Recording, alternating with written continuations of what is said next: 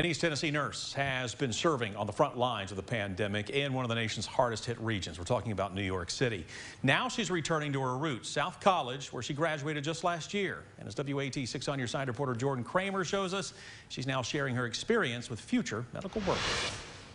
Rachel West had never been to New York City before. I was very anxious, very nervous, overwhelmed. So her trip in early April was filled with many of the typical tourist to-dos, things like seeing the Statue of Liberty and walking through Times Square. But unlike most tourists, the bulk of her trip was spent in the hospital, Bellevue Hospital to be specific. I've never been in a situation where I've seen that many sick people. I mean, I've seen sick people, but the fact that an ICU usually holds like 10 to 20 people for a hospital.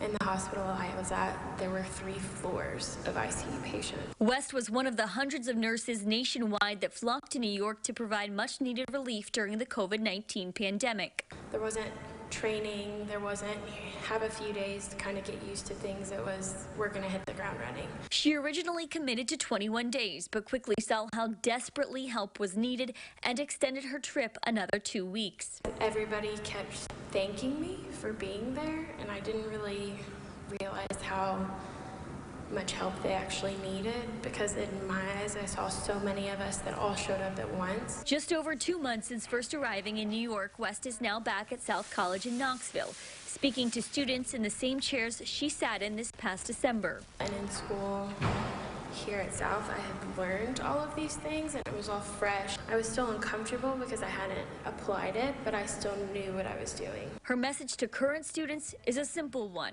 trust in your education. Not doubt yourself and kind of throw yourself out there a little bit to show that you can do what the rest of the PAs are doing. Reporting in Knoxville, I'm Jordan Kramer, WATE 6 on your side.